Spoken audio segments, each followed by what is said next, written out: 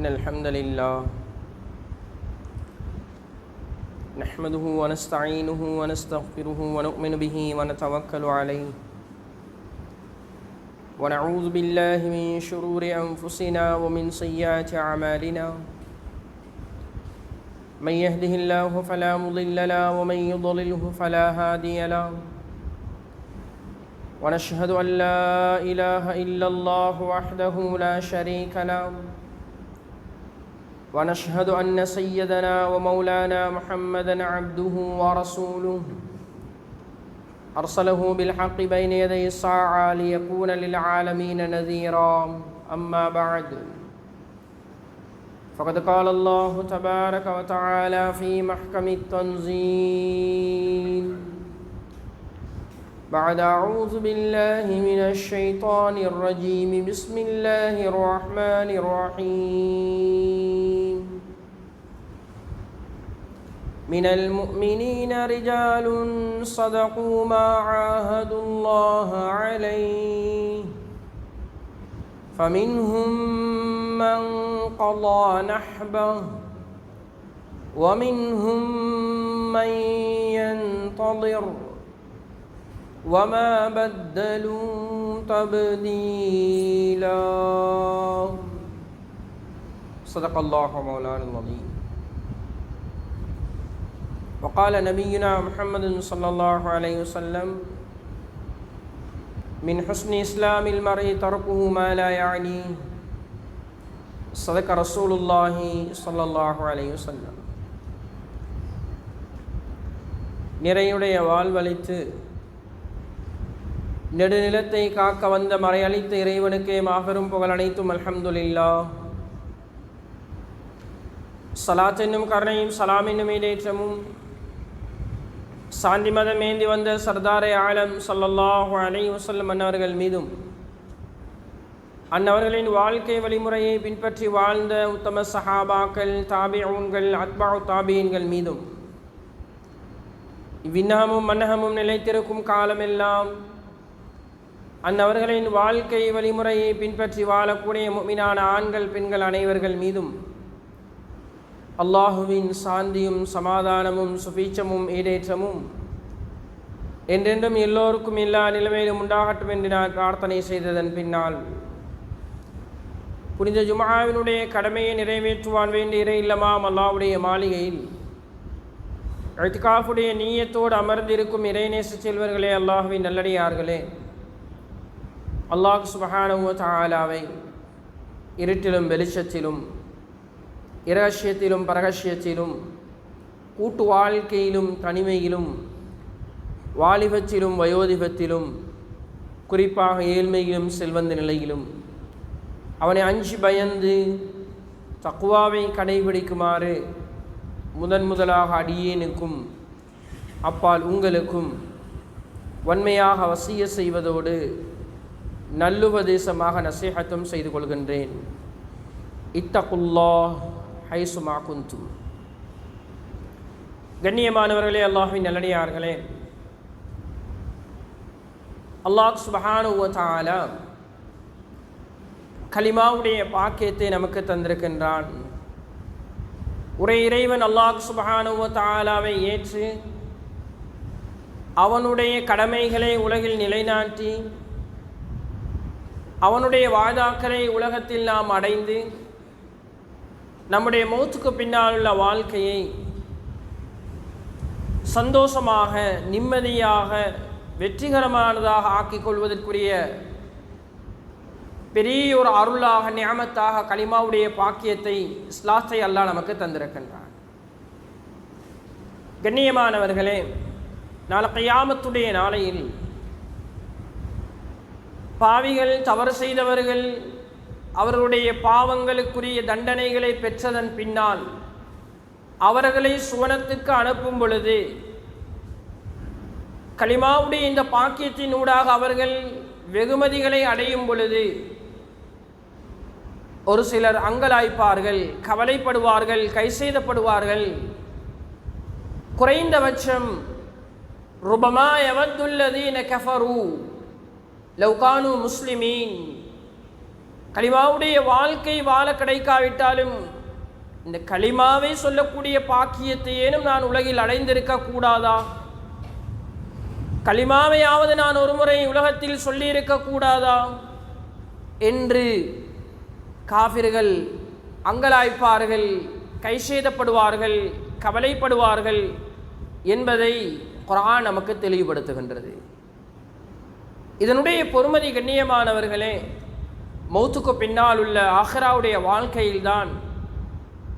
எவ்வளவுதான் பயான் செய்தாலும், எவ்வளவுதான் நாம் அதை கவிதையாக அல்லது அதை ஒரு ஆர்டிக்கல் கட்டுரை வரைந்தாலும் படித்தாலும் யதார்த்தத்தை உலகத்தில் நாம் யாருமே விளங்க முடியாது. அதனுடைய அந்தரங்கத்தை, ஹகீகத்தை யாரும் உணர முடியாது. ஹகீகத் அந்தரங்கம் உணரக்கூடிய இடம் அது மர்மையுடைய வாழ்க்கையாக இருக்கிறது.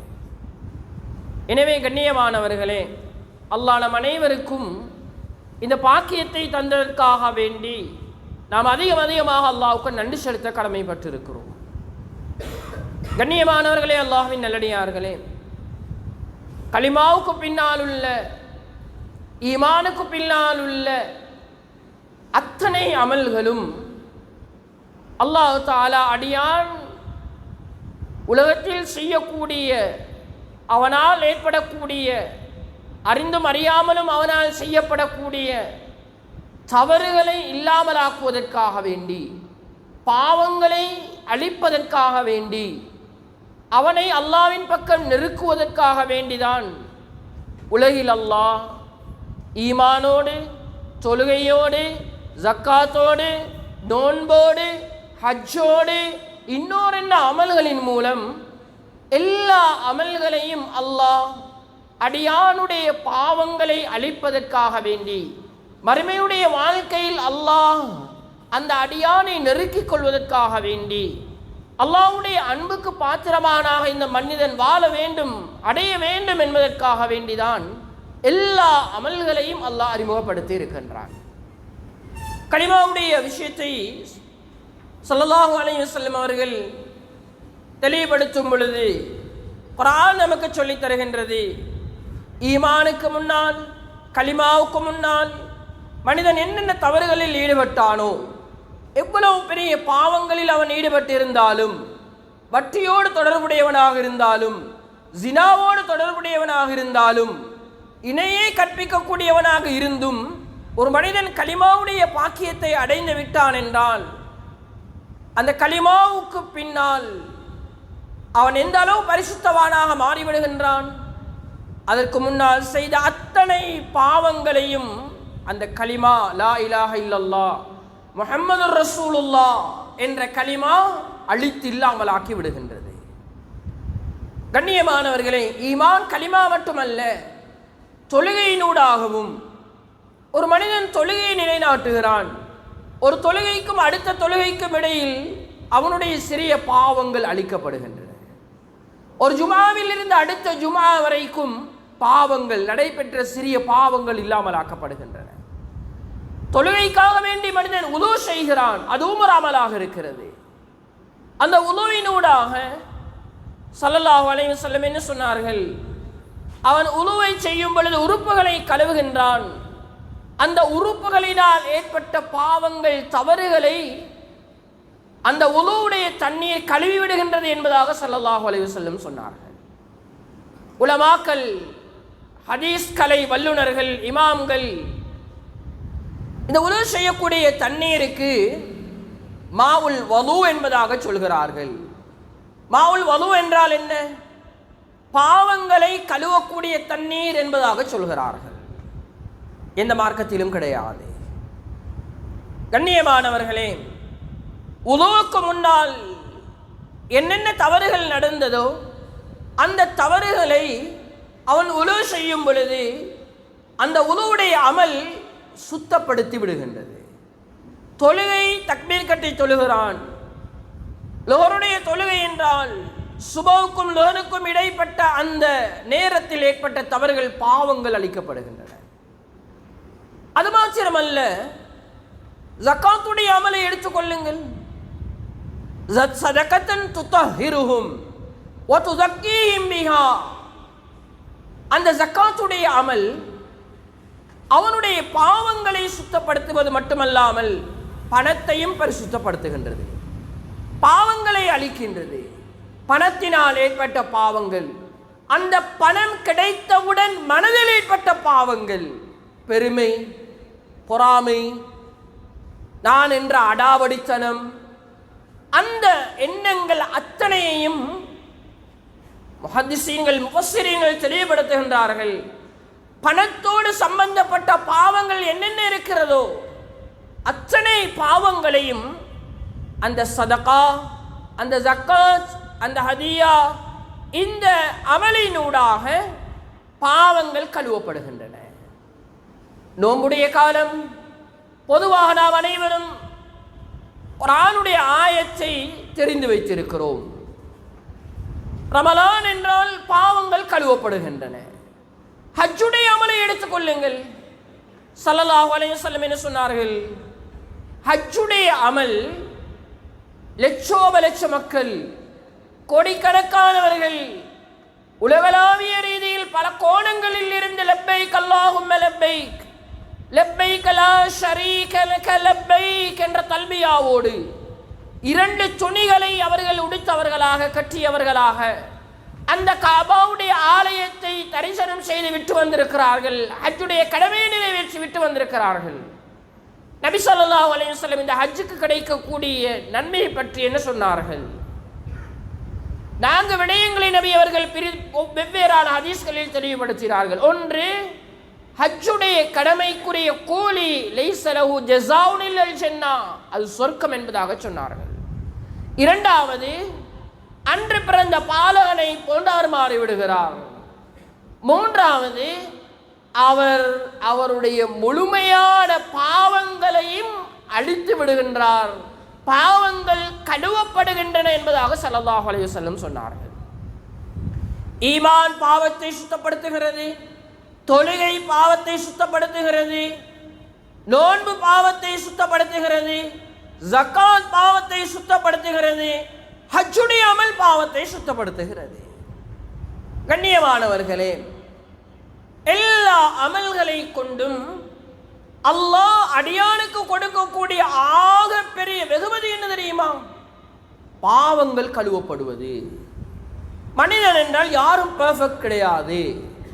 முன்பின் தவறு செய்யக்கூடியவர்கள், அவர்களில் பல்வேறுபட்ட அறியாத தெரியாத பாவங்கள் அவர்களினால் ஏற்படும் என்பதை படைத்த ஹாலிக் அல்லாஹ் நம்மை விட உணர்ந்தவனாக இருக்கின்றான். எனவே உலகத்தில் அல்லாஹ் எந்த அமல்களை எல்லாம் அல்லாஹ்வுடைய நெருக்கத்தை அடைவதற்கு அறிமுகப்படுத்தினானோ, கடமையாக்கினானோ, அத்துணை அமல்களிலும் அல்லாஹ் அடியானுக்கு முதலாக கொடுக்கக்கூடிய ஆக பெரிய பெனிஃபிட் என்ன தெரியுமா? பாவங்கள் கழுவப்படுவது. கண்ணியமிக்க அன்பார்ந்த சகோதரர்களே, அல்லாஹ்வின் நல்லடியார்களே, இரண்டாவது அமலினூடாக கிடைக்கக்கூடிய பாக்கியம், அது ஈமான், அது தொழுகை, அது ஜக்காத், அது நோன்பு, அது ஹஜ், எந்த அமலாக இருந்தாலும் சரி, எல்லா அமலினூடாகவும் இரண்டாவது மனிதனுக்கு கிடைக்கக்கூடிய வெகுமதி அல்லாஹ்வுடைய அன்பு, அல்லாஹ்வுடைய கருணை, அல்லாஹ்வுடைய ரஹ்மத். கண்ணியமானவர்களே, உலகத்தில் மனிதன் எதை அடையாவிட்டாலும் பரவாயில்லை, அல்லாஹ்வுடைய அன்புக்கு பாத்திரமானவனாக அவன் ஆகிவிட்டான் என்றால் அதை விட பெரிது உலகத்தில் எதுவுமே கிடையாது. ஹசனுல் பஸ்ரி ரஹிமஹுல்லாஹ் அவர்கள் சொல்கிறார்கள், ஒரு மனிதன் அமலினூடாக அல்லாஹ்வுடைய அன்பை அடைய வேண்டும் என்றால் அந்த அமலில் 4 விடயங்கள் இருக்க வேண்டும். இன்றைய தலைப்பு அதுதான். அமல் அல்லாஹ் நமக்கு கடமையாக்கி இருக்கின்றான். அமலினூடாக அல்லாஹ் நாம் விரும்பியோ விரும்பாமலோ பாவங்களை அளிக்கின்றான். அமலை கொண்டு அல்லாஹ்வுடைய நெருக்கத்தை அல்லாஹ் நமக்கு தருகின்றான். சரி, அமலின் மூலமாக நெருக்கத்தை அடைவதற்கு அந்த அமல் எப்படிப்பட்ட அமலாக இருக்க வேண்டும்? அந்த அமல் எந்த நிலைப்பாட்டில் இருக்க வேண்டும்? அமலுடைய தராதரம் எப்படி இருக்க வேண்டும்? எந்த அமலை கொண்டு அல்லாஹ்வுடைய நெருக்கத்தை அடையலாம்? சாதாரண ஒன்று அல்லாஹ்வுடைய நெருக்கம். உலகத்தில் ஒரு மனிதருடைய, நமக்கு மேலால் இருக்கக்கூடிய ஒரு மேனேஜருடைய, ஒரு கம்பெனியுடைய சிஇஓடைய, ஒரு கம்பெனியுடைய தலைவருடைய, அதிபதியுடைய அன்பை அடைவதற்கு எத்தனை எத்தனை முயற்சிகள், எத்தனை எத்தனை பொய் பித்தலாட்டங்கள், எத்தனை எத்தனை ஏமாற்றுகள். கண்ணியமானவர்களே, ஹாலிக் அல்லாஹ், அத்தனை படைப்புகளுடைய சொந்தக்காரன் அல்லாஹ், அகிலத்தாருடைய சொந்தக்காரன் ரப்புல் ஆலமீன் அல்லாஹ். அல்லாஹ்வுடைய அன்பை அடைய வேண்டும் என்றால் அந்த அமலில் ஹஸனுல் பஸ்ரி ரஹிமஹுல்லாஹ் சொல்கிறார்கள், 4 விடயங்கள் இருக்க வேண்டும். அமல் செய்யும் பொழுது நாம் இந்த 4ஐயும் அமலுக்கு முன்னால் நாம் கொண்டு வர வேண்டும். அது எந்த அமலாக இருந்தாலும் சரி. என்னுடைய வாழ்க்கையில் நான் அமல் செய்கிறேனா, அந்த அமலின் பொழுது ஒவ்வொரு தலைப்பையும் அந்த அமலுக்கு முன்னால் கொண்டு வந்து நிறுத்துங்கள். அதை கண் முன்னால் கொண்டு வந்து நிறுத்துங்கள்.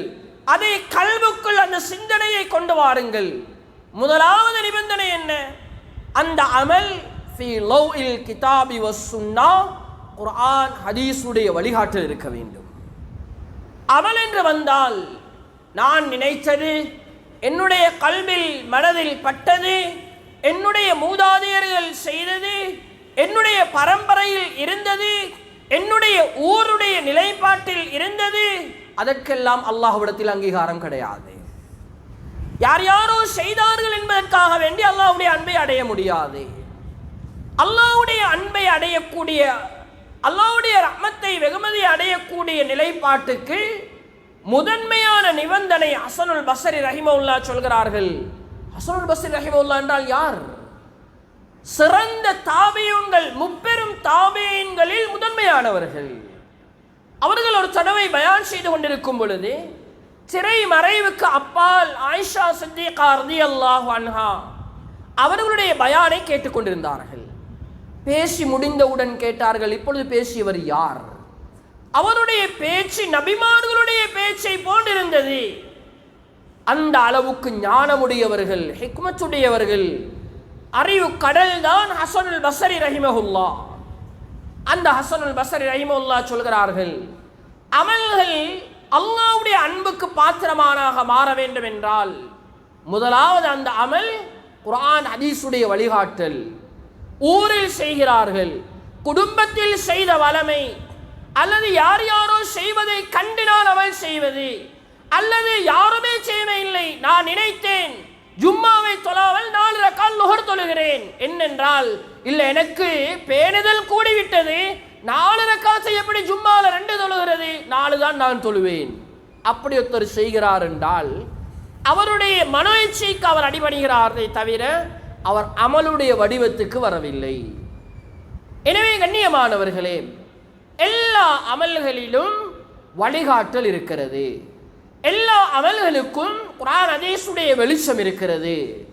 நபிமார்களுடைய, சஹாபாக்களுடைய, ஸலஃபு ஸாலிஹீன்களுடைய வல்லவர்கள், நல்லவர்கள், தாபியூன்கள், அத்பாஉ தாபியீன்கள், இமாம்கள், முஹத்திஸீன்கள், முஃபஸ்ஸரீன்கள், இவர்களுடைய வழிகாட்டல்கள் இருக்கிறது.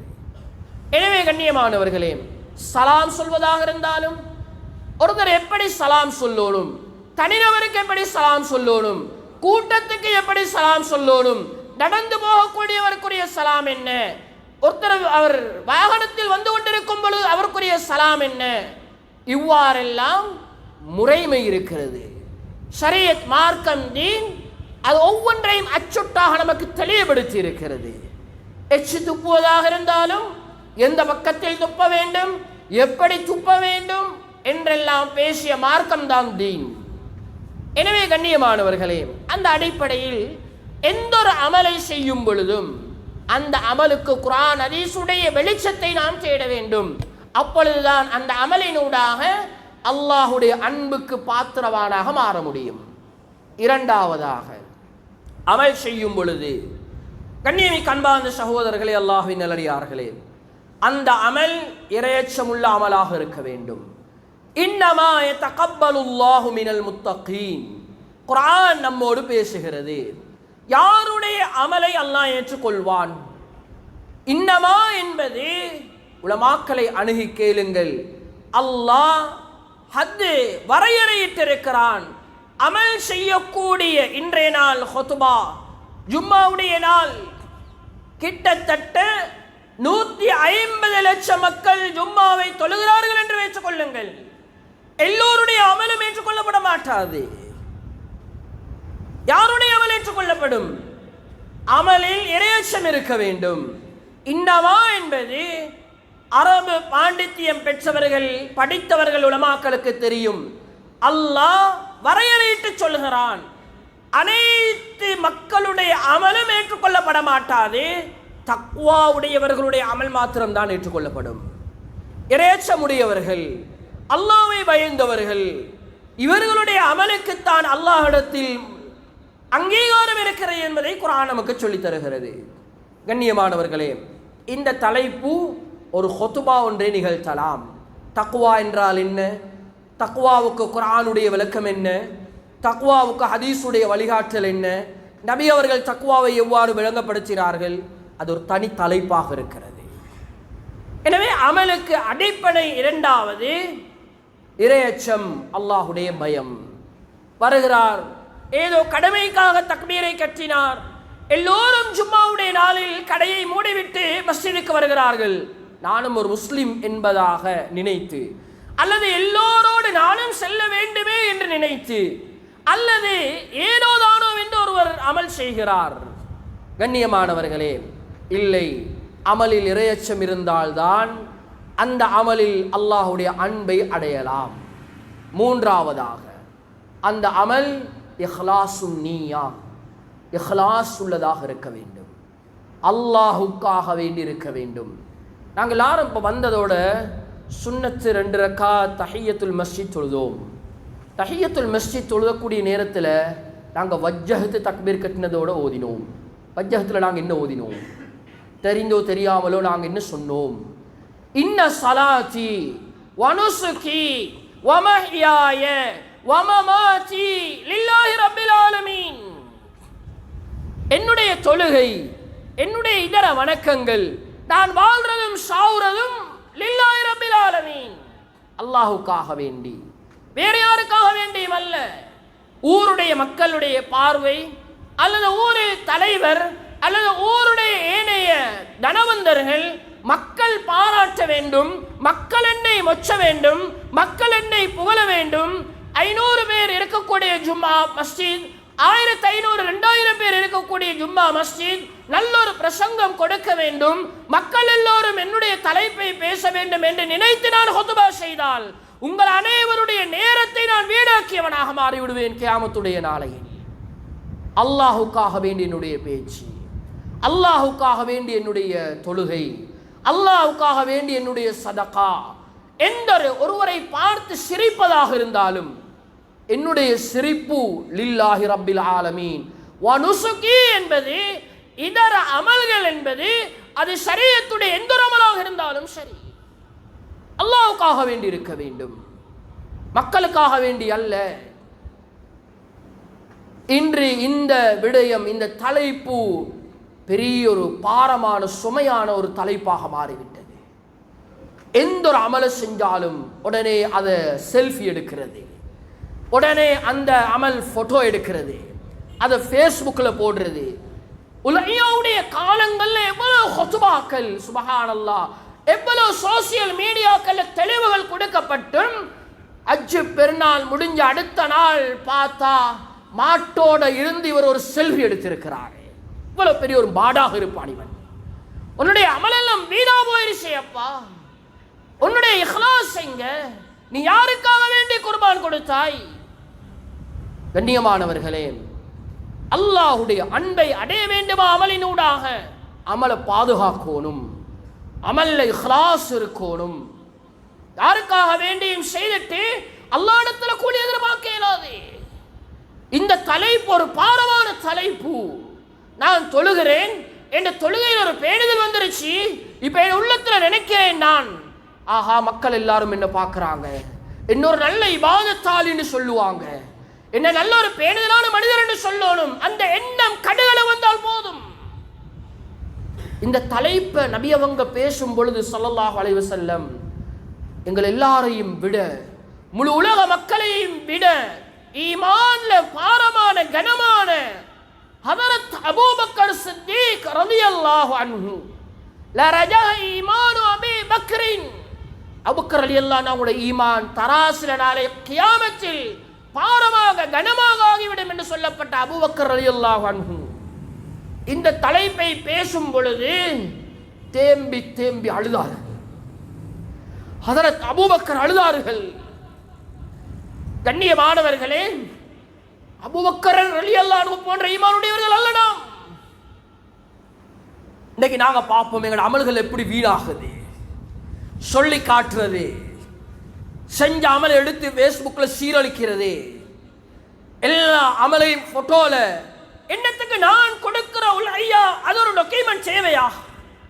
நான் கேட்கிறேன், மஸ்ஜிதுடைய தேவைகளுக்காக வேண்டி சில போட்டோஸ்கள் எடுக்கிறாங்க, அது டாக்குமெண்ட், மஸ்ஜிதுடைய வரலாறுல இருக்கணும், சரி பரவாயில்லை. நான் கொடுக்கிற மாடு ஆடுக்கு என்னத்துக்கப்பா டாக்குமெண்ட், அதுக்கு என்னத்துக்கப்பா போட்டோ எடுக்கணும், அதை எடுக்கிறது மட்டுமல்ல ஃபேஸ்புக்ல போடணும். எங்க எங்கட அமல்? நாங்க யாருக்காக வேண்டி இந்த உலகத்துல வாழ்ந்து கொண்டிருக்கிறோம்? அப்ப தக்பீர் கட்டினதோட நாங்க சொல்றதெல்லாம் போய் தானே.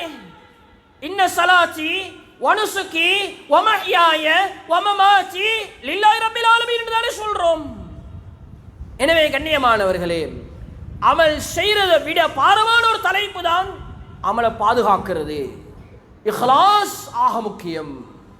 இஹ்லாஸ் இல்லாத அமல் அது 7 வானங்கள் வரைக்கும் உயர்த்தப்பட்டு அந்த அமலை கொண்டு போகக்கூடிய மலக்கிடம் சொல்லப்படும், கைபு வதரிபு பிஹாதல் அமல் வஜ்ஹ ஸாஹிபி, நில்லுங்க, அந்த அமலை கொண்டு போய் அவன் முகத்தில் எரிஞ்சு விடுங்க, அவன் முகத்தில் வீசிடுங்க அந்த அமலை. அந்த அமல் இஹ்லாஸ் இல்லை, அவன் எனக்காக வேண்டி செய்யல. எங்கட பேச்சாக இருக்கலாம், எங்கட சதகா தான தர்மங்களாக இருக்கலாம், எங்கட சலாம் வாய் முஃமின் கல்பு காபிராக இருக்கக்கூடாது. எங்கட சலாம் இஹ்லாஸ் உள்ள சலாமாக இருக்கணும், சொல்ற சலாம்லும் இஹ்லாஸ் இருக்கணும். எனவே கண்ணியமானவர்களே, இந்த இஹ்லாஸ்ல தான் அல்லாஹ்வுடைய அன்பை அடையலாம். இஹ்லாஸ் இல்லைன்றால் அல்லாஹ் நம்மை பாதுகாக்க வேண்டும். 30 வருஷம் 40 வருஷம் அமல் செஞ்சோம் என்ற பெயர் இருக்கும், ஆனால் அந்த அமலுக்குரிய எந்த ஃபாய்தாவும் எந்த நலவும் அல்லாஹ்விடத்தில் எதிர்பார்க்க இயலாது. எனவே கண்ணியமிக்க அன்பார்ந்த சகோதரர்களே, அல்லாஹ்வின் நல்லடியார்களே, 3வது ஆக முக்கியமான ஒரு தலைப்பு தான் இஹ்லாஸ் என்றது. இன்னமல் அமாலு பின்னியாத் வ இன்னமா லிக்குல்லி இம்ரிஇன் மா நவா. புகாரியுடைய முதலாவது ஹதீஸே அந்த எண்ணங்களை பற்றி தான். அமல் யாருக்காக செய்யப்படுகிறது, எதற்காக செய்யப்படுகிறது, எந்த அடிப்படையில் செய்யப்படுகிறது, இதுதான் இமாம் புகாரி ரஹிமஹுல்லாஹ் ஸஹீஹுல் புகாரியில் முதலாவது ஹதீஸாக கொண்டு வந்திருக்கிறார்கள். எனவே கண்ணியமிக்க அன்பார்ந்த சகோதரர்களே, அல்லாஹ்வின் நல்லடியார்களே, நாங்கள் எல்லாரும் கொஞ்சம் அமல் செஞ்சாலும் அந்த அமலை பாதுகாக்கக்கூடிய பாக்கியத்தை அல்லாஹ் நம் அனைவருக்கும் தந்தருவானாக. பேசக்கூடிய நானும் மிகவும் தேவையுள்ளவனாக இருக்கிறேன், கேட்கக்கூடிய உங்களை விட நான் தேவையுள்ளவனாக இருக்கிறேன். எனவே கண்ணியமிக்க அன்பார்ந்த சகோதரர்களே, அல்லாஹ்வின் நல்லடியார்களே, 4வது இமாம் ஹஸனுல் பஸ்ரி ரஹிமஹுல்லாஹ் சொல்கிறார்கள், அமலை கொண்டு அல்லாஹ்வுடைய அன்பை நீங்கள் அடைய வேண்டுமா? அமலின் ஊடாக நீங்கள் அல்லாஹ்வுடைய நெருக்கத்தை அடைய வேண்டுமா? அமல் செய்தேன் என்று திருப்தி காணவானாம். அந்த அமலுக்கு பின்னால் நபிமார்களுடைய வழிகாட்டலை ஃபாலோ பண்ணுங்க. நபிமாருடைய வழிகாட்டல் என்ன? இப்ராஹிம் அலைஹிஸ்ஸலாமுடைய வழிகாட்டலை பாருங்க. அந்த காபாவுடைய புனர் நிர்மாண கட்டிட பணியை முடிச்சதன் பின்னால மகனோடு சேர்ந்து கொஞ்ச தூரம் பின்னால போய் நின்று துவா செய்கிறாங்க, துவா கேட்குறாங்க. ரப்பனா தகப்பல் மின்னா, ரப்பனா தகப்பல் மின்னா. அமலை செஞ்சிட்டேன் யா அல்லாஹ், அமலுக்குரிய சந்தர்ப்பத்தை நீ எனக்கு தந்தாய் யா அல்லாஹ், இந்த அமலனை கபூல் செஞ்சியா அல்லாஹ். கபூலியத்துக்காக வேண்டி துவா செய்திருக்கிறாங்க. நாங்கள் அமல் செஞ்சிட்டோமா? திருப்தி அடைகிறது இல்லை. நான் மாஷா அல்லாஹ் ஒரு முஃமினாக இருக்கிறேன், நான் அல்ஹம்துலில்லாஹ் தொழுகையாளியாக இருக்கிறேன், என்னால் முடியுமான அளவு ஜக்காத் சதகாக்கள் கொடுக்கிறேன், ஹஜ்ஜுடைய கடமையையும் நான் செஞ்சிருக்கிறேன், அமலை கொண்டு திருப்தி அடையவானாம்.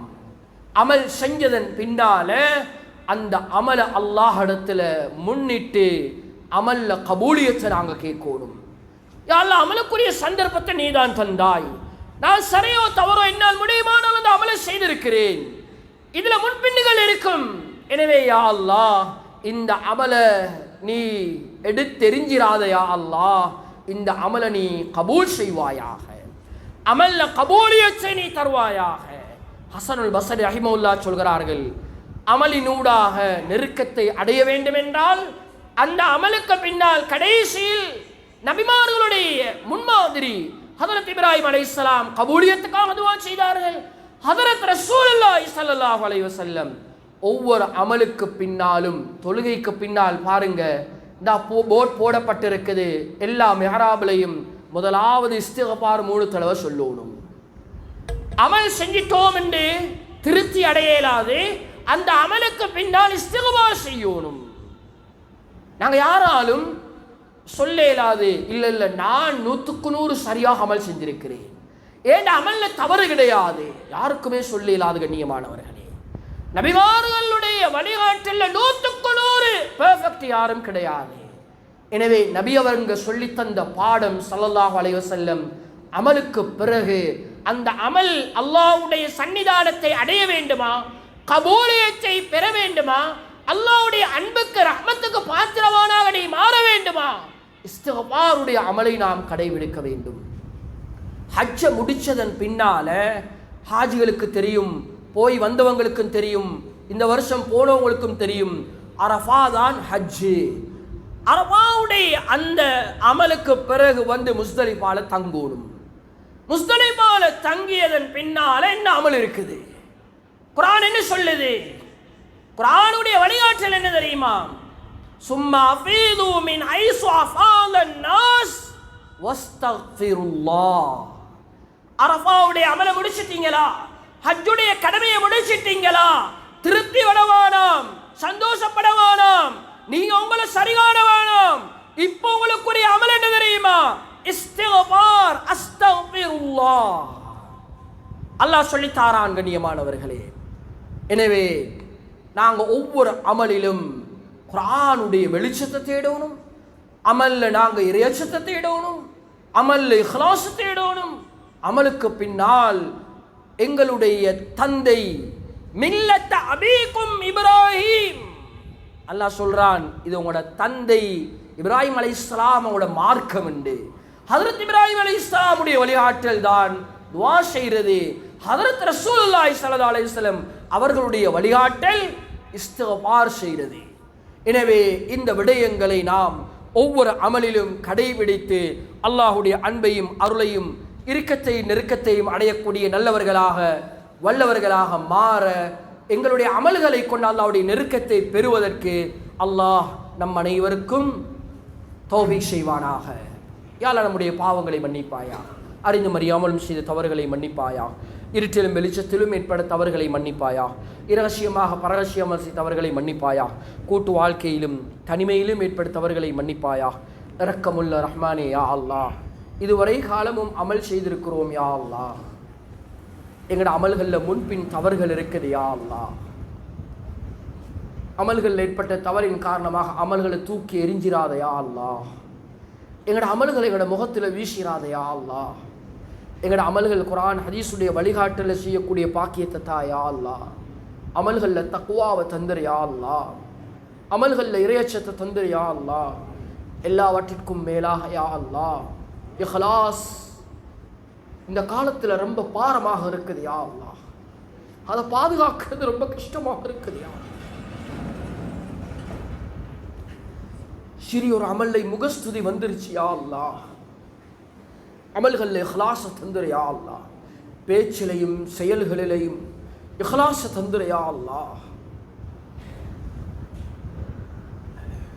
இக்லாஸ் இல்லாத அமல்களை விட்டு எங்களை பாதுகாத்துரு யா அல்லாஹ், எங்களோட சுஜூதில் ஒரு சுஜூதை ஏனும் இக்லாஸோட ஏற்றுக்கொள் யா அல்லாஹ், இஹ்லாஸோட ஏற்றுக்கொள் யா அல்லாஹ், இஹ்லாஸோட ஏற்றுக்கொள் யா.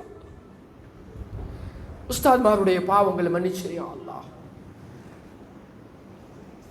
நல்லவர்கள், சாலிஹீன்கள், முத்தகீன்கள், மஸ்ஜிதுக்கு பாடுபடக்கூடியவர்கள், ஊருடைய நலன் விரும்பிகள், மார்க்கத்தை பாதுகாக்கக்கூடியவர்கள் அனைவரைக்கும் யா அல்லாஹ் இஹ்லாஸ நசீபாக்கி யா அல்லாஹ்.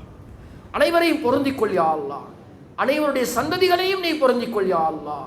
அனைவருடைய கடைசி சக்கராத்தையும் நீ விரும்பக்கூடிய நிலைப்பாட்டில் உன்னுடைய நன்மாராயத்தை பெற்றவர்களாக, கலிமாவை மொழிந்தவர்களாக இந்த உலகத்தை விட்டு பிரியக்கூடிய பாக்கியத்தை நம் அனைவருக்கும் தந்துருள் யா அல்லாஹ். இந்த மஸ்ஜிதை, ஊரை பொருந்திக் கொள்வாயாக.